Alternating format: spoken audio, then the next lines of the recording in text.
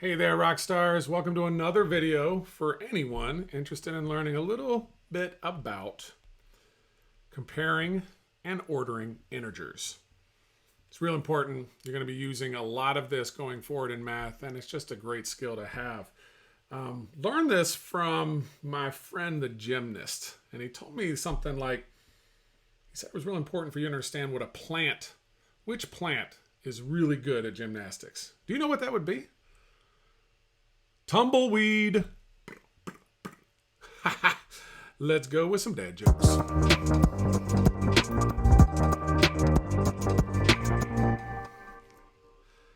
All right, tumbleweeds. Today we're going to work on comparing and ordering integers. This is for the teachers and parents, and this is for you. You're going to be able to take two or more integers and put them in order from greatest to least, or tell which integer is greater than the other after this video. Two pieces of very important vocabulary, and mostly because this is the way questions are worded. They'll say things like, put the numbers in order in ascending order.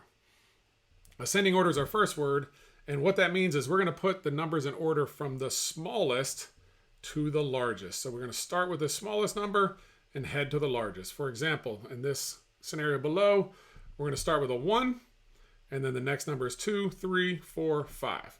So we started with the smallest number, and then we ascended up to number 5.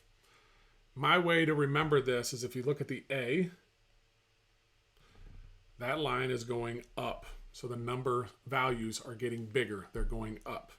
As compared to the opposite, which is descending order, arranging numbers from largest to smallest, such as the opposite, which would be starting with a bigger number, 5, and then going downhill to 4, to 3, to 2, to 1. Now, these are easy examples. We're going to get into much harder ones, but just to make sure you understand, ascending means we're taking finding the smallest number and making it go uphill with bigger numbers. And descending means we're going downhill with the smaller numbers. Next up, we need to make sure we understand the symbols that go with this. Okay, when we're talking about comparing two numbers, we're going to say one is bigger or smaller than the other. Or in other words, we're going to say greater than or less than are the first two symbols we're going to work with. So anytime you see a symbol like this, I want you to know that the side that is open, when you're at your youngest ages, they might have told you that there's an alligator and he's going to eat more food and he's going to open his mouth to where all the food is. So on this side of the opening is where more stuff is. For example, there could be 4 over here, and over here there's only 2. This side has more, so the symbol opens up to the more. And the way we would read this one would be 4 is greater than 2. Okay? So that when it opens up that way, it means greater than. Okay? And on the other side, let's say we had the same scenario and it looked like this. The 4 is the bigger number, so the greater than is the opening is open to that side. But when we read, just like reading a book, we read left to right, we say 2 is less than 4. Okay, because it's opened that way. All right, this one I think we all should know. That just means it's equal to. So if there's 4 over here, then there must be 4 over here. 4 is equal to 4. Now, down here is where it gets a little bit different. We still have this greater than, right? So it's saying it's greater than, but it can also be equal to. And so if you look at that straight line, that is literally just the bottom line in an equal sign, okay? So this number over here, let's say it's 7, okay? What integers can go over here on the other side? What integers can go on the other side? Well, if 7 is greater than what? Well, it's greater than 6, it's greater than 5, it's greater than 4, it's greater than 3, and so on and so on and so on. But because it says it can also be equal to, the answer could be 7. So your answer could be 7 is greater than or equal to 7. Or it could have been 7 is greater than or equal to 6. What it cannot be is 7 is greater than or equal to 11, because 11 is bigger than 7. So that makes that statement true. And just like the one up top, it just reverses over here.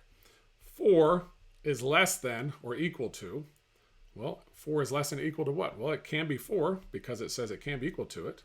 But that means if this is less than it, this could be 5, 6, 7, 8, 9, 10, 11, 12, all those numbers as they keep going all those integers as they keep going bigger.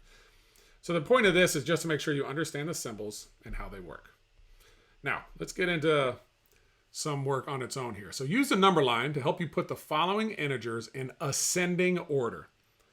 Well, the reason we put the number line there is because we can put them on, we can actually place these numbers on the number line. And then if something's going from ascending order, that means it's going from smaller to larger. It's getting bigger. So when we look at a number line, this is the smaller side and this is the larger side. So once we put them on the number line, it's pretty simple to figure out how to put them in order. So let's start with that. Well, first of all, let's look at a number line. How is it working? Well, we have 0 and the next space is 20. And the next space in the other direction is -20. So this number line is counting by what? 20s, which makes it a little bit harder to be super accurate when you're placing things. So you just want to put them as close as possible when you're dealing with something like putting numbers in order. So where would -30 be? When we look at this first one, where would -30 be? Well, here's 0, here's -20, here's -40. So where would -30 be? Well, -30 is between -20 and -40, correct? So -30 would be right there. So I'm just going to go ahead and put -30. Okay? Sorry if my writing's so bad. It's really hard to write on this document at this size that I'm using. And then we look at the 10. Where is 10? Well, if this is 0 and this is 20, where's 10? Halfway between 0 and 20. So this would be 10. Okay. Where would 0 be? That's pretty simple. That's right there in the middle. Right there. So that would be 0. I'm going to go ahead and point my 10 right there as well. -144. Now that's a bit tougher. Well, we know it's negative, so it has to be on this side, right?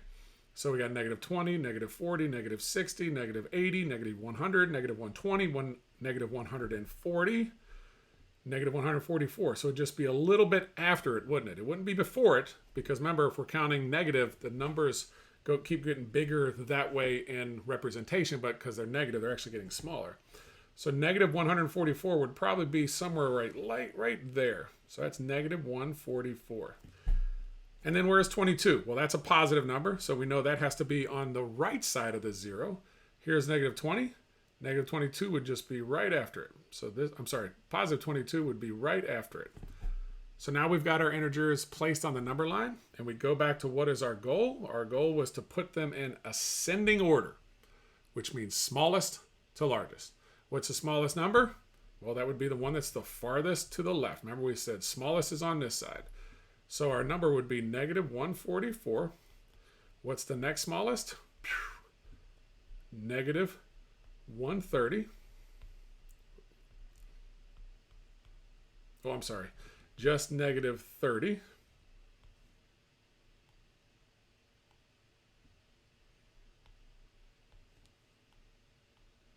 Then it would be, what's next? 0. What's next? 10. What's next? 22. Now you put your numbers in order from smallest to biggest or ascending order. Good work. Let's go to the next one. Circle all of the integers on the number line that satisfy the inequality below. Lots of tricky words in there, but just let's look at what we know about these symbols. We're going to circle every number that is located inside of this inequality. So let's go ahead and put the two numbers we see. Where is -5 going to go? Well, -5 is going to go -1, -2, -3, -4, -5. It's right here. That's -5. And where is 7 going to go? Well, go 0, 1, 2, 3, 4, 5, 6, 7, right there. Now, we're trying to say where every value of x could be to make this statement true. So x is everything. See how it's open to it? X is everything greater than or equal to -5. So what it's saying is x can be every integer that is greater than or equal to -5. So let's do that. We're going to do it in a different color and say it's this number, it can be that number, and it can be everything greater than it as far as it goes. But x also, this next one tells us a different story. X also has to be all the integers less than or equal to 7. So less than or equal to 7 means we go in the opposite direction. So it can be 7. We'll put it right back on here. and it can be everything less than it. So what we're saying is we have two different rules here. It can be everything bigger than -5 and everything less than -7. So all of this stuff out here, it cannot be. And all of this stuff out here, it cannot be. So what can it be? It can be everything greater than or equal to 5, which means it can be 5. It can be 5. It can be -4. It can be -3. It can be -2. It can be -1. It can be 0. It can be 1. It can be 2. It can be 3. It can be 4. It can be 5. It can be 6. And it can be 7. It cannot go bigger than that because our statement down here tells us it has to be less than or equal to -7. So every one of those blue ones I circled are the only answers it can be. Little tricky, but if you have a number line, it definitely helps you out. So let's look at this. Now we're just trying to figure out which of these statements is true. And I gave you a number line to kind of use to guide you. Circle all the statements that are true. Let's look at the first one. 11 is greater than or equal to 6. Okay. Well, where would 11 be? Our number line only goes to 8. So 11 would be out here somewhere. And 6 would be where? About right here. So 11 is farther to the right. And it's also just two positive integers. 11 is positive and 6 is positive. So is 11 bigger than 6? Yes, it is. So this statement is true. 11 is greater than or equal to 6. Let's go below that. -13 is less than -9. Well, where would -13 be? It would be way off our screen out here somewhere. And where would -9 be? Outside the screen as well. This one's a little tough. A bad number line. So, but if we were counting and we know when we go this direction, we're getting smaller. So is -13 smaller than -9? Yes, because it would be farther in that direction on the number line than -9 would be. This is also true. What about this one? -5 is greater than or equal to -5. Well, that little line underneath says they can be the same number. Is -5 greater than -5? No. Is -5 equal to -5? Yes. So that one works. Is 0 greater than -1? I'm looking at this one down here in the bottom corner. Is 0 greater than -1? Well, here's 0 and here's -1. Going this way is bigger. 0 is bigger than -1. That one is also true. Let's look at the next one. 1 is less than -6. I'm going to erase the board so you guys can see this a little bit better. 1 is less than -6. Well, here's 1, and here's -6. This way is less. The giveaway on this one's pretty simple. 1 is a positive number, -6 is a negative number. All positive numbers are bigger than negative numbers. So this one is not true. But it's also, if you look at the number line, -6 is farther to the left, so it is not true. And then we go to the next one. Is 6 greater than or equal to 6? Yes, 6 is equal to 6. That works. Is -8 greater than or equal to -7? Well, here's -8, and here's -7. Is 8 bigger than 7? No, because 8 is farther this direction than -7. So that one does not work. And finally, is -9 greater than or equal to -11? Remember, we don't need the number line anymore. We're just going to look at it and say, is -9 greater than -11? -9 would be 9 away from 0. If you remember absolute value, it would be 9 away from 0. 11 would be 11 away from 0. So it would be farther away, which would mean it would be smaller. So this one does work. 9 is closer to 0, going from that direction. All right. Just a little bit more. Which statements are true if we compare -10 and -5? This is kind of tricky, so you really got to make sure you're reading this correctly. But I think the most important thing to do is just really put it on a number line, and then let's read each statement. So which statement is true if we compare -10 and -5? Notice I'm putting that between the -4 and -6 because one in between there would be -5. So is -10 less? -10 is less than -5. Is -10 less than -5? Yes, so far that's true because it's going farther in that direction. Because -10 lies to the right of -5. -10 does not lie to the right of -5. It lies to the left of it. So this one is not true. This one says negative 10 is greater than negative 5 because negative 10 lies to the right. Well, negative 10 still does not lie to the right of negative 5. It's still to the left of it. So this is not true. Negative 10 is less than negative 5, which means negative 10 is farther to the left because 10 lies to the left of number 5. Here's 10, and negative 10, and here's negative 5. It does go that direction. So far, this one is true. Let's just check the last one to make sure. Negative 10 is greater than negative 5. No, it's not greater. We can already tell that's true. Because negative 10, if I lost $10 or I lost $5, I went farther to the left. So it's negative 10 would be less. So this one is not true. So it's that answer. Just got to be careful. Put them on the line. Look for their errors when they show those type of questions. And finally, this is what more common will look like. Most common types of questions, what they'll look like. So it says, which set of these integers is in descending order? Well, what's descending mean? We're going downhill. Descending goes downhill. We have the greatest number first, and we're getting smaller. So let's look at those and the numbers that we have, and look at the first one. And we want to make sure that we have the biggest number first, and we're going downhill. So you can look at that first one right off the bat and say, definitely not, because 17 is a big number. And so if we're going downhill and we have positive, negative numbers, our first number should absolutely be a positive number, right? This one does not work. Let's look at this one. We start with 16. That's big. We're going downhill. 8 is smaller than 16. True. 1 is smaller than 8. True. Negative 4 is smaller than 1. True. Negative 11 is smaller than negative 4. True. That one looks like it works because it just kept getting smaller with each one. 3. Is 11 smaller than 3? Nope.